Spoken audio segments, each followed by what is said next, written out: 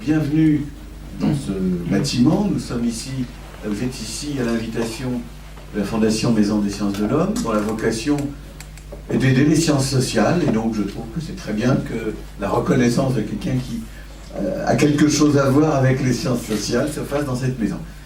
Mais c'est pas moi qui dois parler. Et donc, je ne serai pas plus long. Moi, je suis là pour vous accueillir, pour vous saluer, pour saluer beaucoup d'amis présents ici, la famille de Nelson aussi. Et pour tout de suite passer, peut-être, je pense, passer la parole à notre collègue.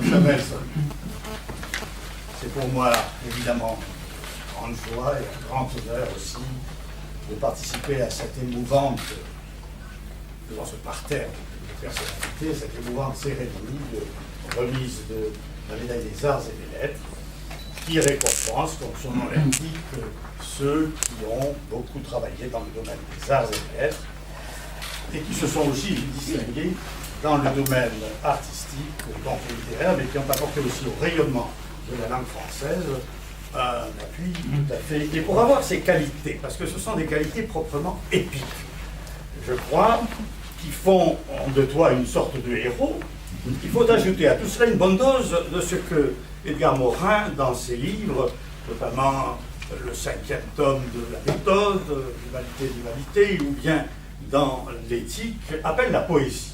Il faut beaucoup de poésie.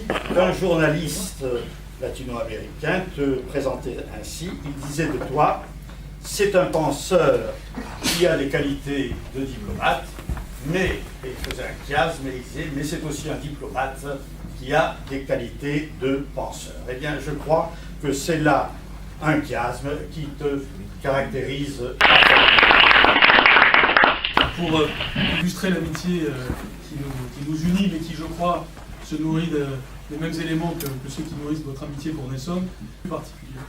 Mais ce qu'il y a eu tout de suite entre nous, c'est cette latinité extrême de la pensée et des sentiments, qui correspond à ce que vient de dire Jacques, c'est-à-dire le fait qu'il y a en Nelson quelqu'un qui sait très bien allier ce qu'on pourrait dire la théorie et la pratique, ou l'inspiration et la conspiration. Autrement dit, finalement les grands enjeux de la condition humaine, avec les tout petits enjeux de la vie professionnelle, et comment relier ces éléments-là entre eux. Ce qui fait que Nelson, dans les circonstances professionnelles, qui sont les premières circonstances dans lesquelles je l'ai connu, c'est un acteur absolument unique dans son genre, une sorte de chimère qu'on ne trouve nulle part ailleurs. C'est-à-dire la personne, comme l'a dit Jacques, qui est capable de vous démêler n'importe quel problème par ses talents de diplomate, par sa vision particulière, par ses angles inédits auxquels personne ne pense, et puis aussi tout simplement par son souci de l'autre qui tout de suite réussit à séduire l'interlocuteur. Je crois que c'est un point très important. Par exemple, il y a encore peu de temps, à la Direction Générale de l'Enseignement Scolaire, et je salue la présence de Jean-Paul Delahaye aujourd'hui en responsabilité, quand on a créé le conseil scientifique, il le sait, il n'y avait pas de conseil scientifique auparavant. Il a fallu convaincre des personnalités comme Edgar, ça c'était presque acquis d'avance, mais bien d'autres de venir. Et pour cela, il a fallu faire tout un travail non seulement diplomatique, mais intellectuel, mais aussi, je dirais, humain. Et seul Nelson était capable de faire ce travail, il l'a fait, et c'est comme ça qu'en quelques mois, on a pu faire un conseil scientifique de l'enseignement scolaire. J'ai eu la chance d'être avec lui dans des contrées diverses, non seulement latino-américaines, mais aussi du monde arabe, grâce à Cándido Méndez, qu'il faut nommer ce soir, puisqu'il joue un rôle très important dans notre amitié, dans la conspiration générale à laquelle vous êtes tous associés, compris Michel, bien sûr.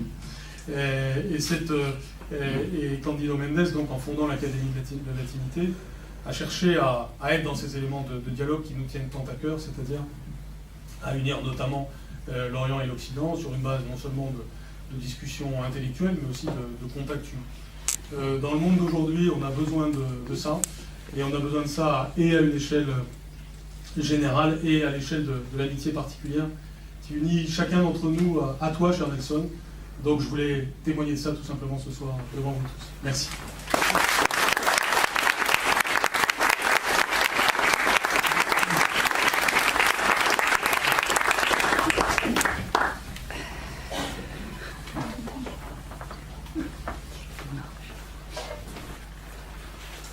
Cher Nelson, quand vous étiez adolescent, Médéine aujourd'hui.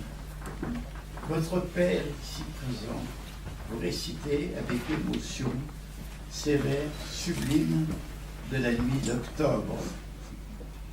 Si l'effort est trop grand pour la faiblesse humaine, c'est une dure loi, mais une loi suprême, vieille comme le monde et la fatalité, qu'il nous faut du malheur pour recevoir le baptême. Ainsi, par cette poésie, la France est entrée dans votre âme, dans votre esprit, dans vos entrailles. Votre père vous a transmis cet amour pour la France, pour Paris, qui vous a fait apatrier ici à l'âge de 20 ans en 1982. Et vous, et d'un Français, vous, de cœur naturalisé en 1993. Jusqu'à votre rencontre en 1996 à ce personnage que vous appelez le Condor. Et vous avez demandé, vous, l'enfant de Médéine, non seulement de faire un entretien pour un journal de la région, mais aussi de préparer cette venue.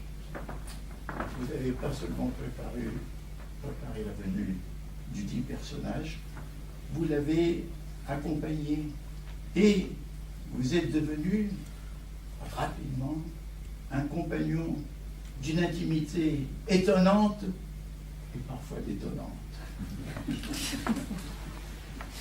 Je me souviens, plutôt il se souvient, de ce premier voyage à Médéine en 97, du congrès interlatin de la pensée complexe Ario, que vous avez co-organisé avec Guido, et du reste, qui a attiré sur vous l'attention de Candido Mendes, professeur et patron de cette université, qui a fait de vous le secrétaire général de l'Académie de la latinité. Vous avez continué votre rôle transculturel. Et puis, vous avez accompagné ce personnage quand il a été appelé par le ministre de l'Éducation, Allègre, à réformer les contenus de l'enseignement secondaire. Tâche dont vous êtes appliqué avec lui, avec beaucoup de brio, d'intensité, de ferveur, de conviction, et notamment dans la co-organisation de journées thématiques. Et du reste, c'est en exerçant cette fonction, ce travail, que vous avez attiré l'attention bienveillante de celui qui était à l'époque conseiller cabinet du ministère, Didier de Cougnac-Castelli, ici présent, qui vous avait fait rentrer, première entrée au sein du ministère de l'Éducation nationale.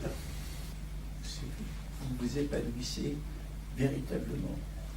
Donc, vous avez su, heureusement, combiner dans votre identité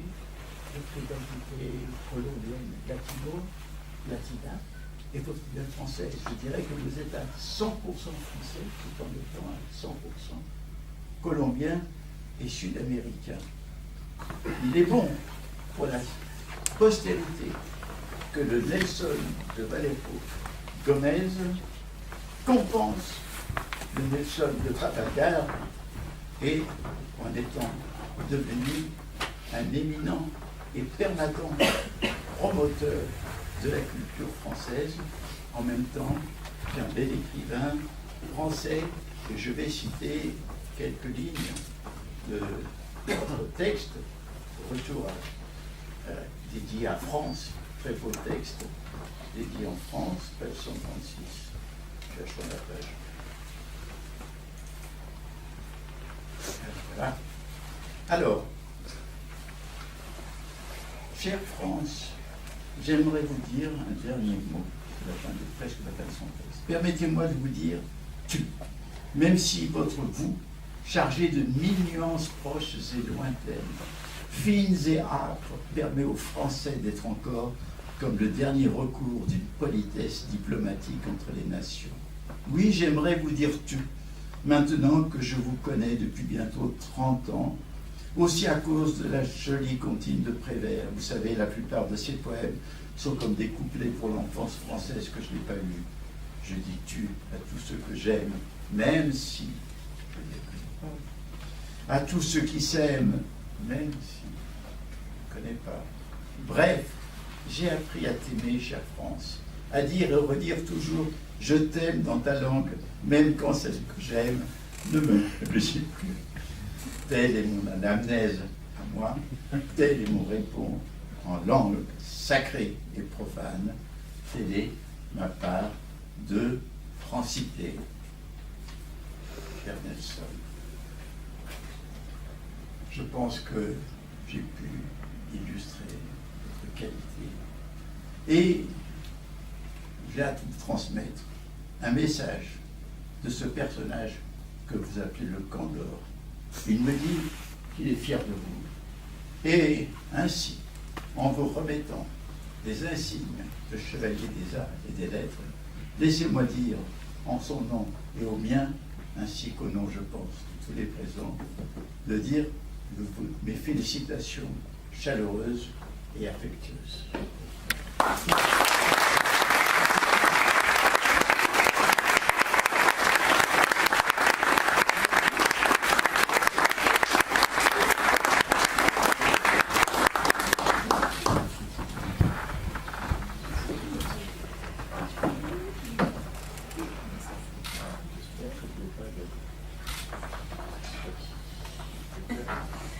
Cher Nelson, je vais faire très attention pour ne pas vous transpercer le cœur et que pour autant, c'est ainsi et pour réciter ne pas faire d'un père erreur dans la forme du sacré ou consacré. Monsieur Nelson Ferro Gomez, au nom du ministre de la Culture et de la Communication, nous faisons chevalier de l'ordre des arts et des lettres et nous vous remettons les insignes de chevalier de l'ordre des arts et des lettres.